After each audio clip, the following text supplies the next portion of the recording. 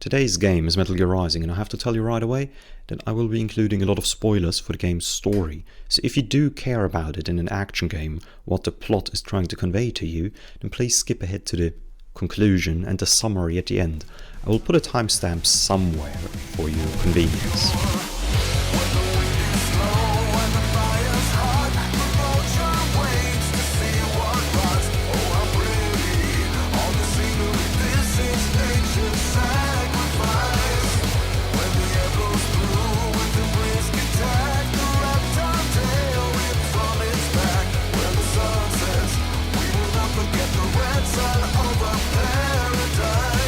If you're familiar with the Metal Gear series in general, then what happens in this game is going to be a little less strange to you, even though the emphasis still lies on a little. It takes place in the future of the past, the year 2020, a couple of years after Metal Gear Solid 4, and you're playing as Raiden, who travels the world in his attempt to foil a conspiracy to assassinate the US president.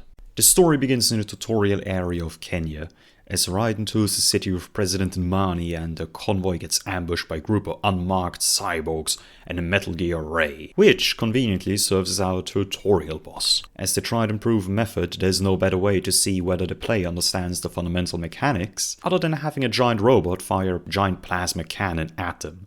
This is followed by a chase sequence, which culminates in Mani's death, Raiden shouting the most powerful no of his life. No! The loss of an arm, and the villains getting away. After his recovery, you get dispatched to what I believe to be some part of Eastern Europe. Here you fight a robot dog Blade Wolf, who you lovingly turn into scrap metal before taking him home.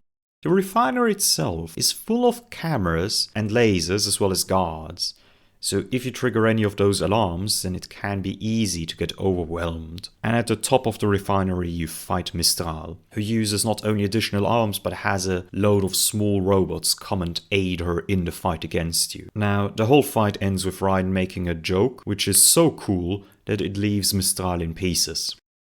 In Mexico, 3 things of note happen. Raiden wears a perfect, definitely impossible to see through disguise. You fight a glorified mini Metal Gear, who appears as a regular enemy in the next stage. And lastly, you discover a part of the conspiracy. They harvest the brains of children to use in their cyborg army. Next you travel to Denver, where the police is eager to brand you as a dangerous individual who they need to bludgeon to death in immediate self-defense. You get a speech from Monsoon the Magnet Man about memes and how you, Raiden, secretly love all of the killing. Free will is a myth. Religion is a joke.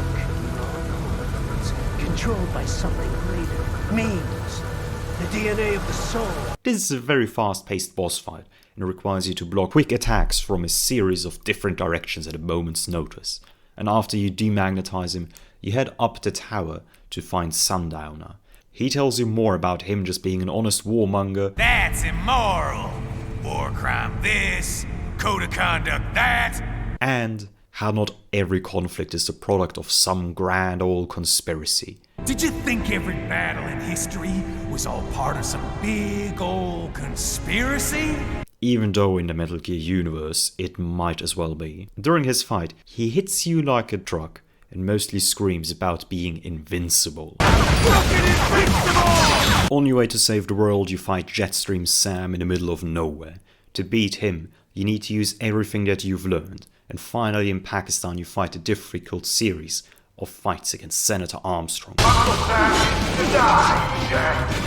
who can be only beat by once again using everything you've learned and doing it better than during the fight against Sam. Overall, the game is not perfect by any means. The camera just forcefully tries to stick to your back as much as it can, even if you manually want to reposition the thing. The enemy combinations, they can just be a bit difficult to deal with. For example, there's an elevator sequence right before Sundowner, where at the end, after a long series of fights, you instantly just get dumpstered by 2 gorillas jumping down.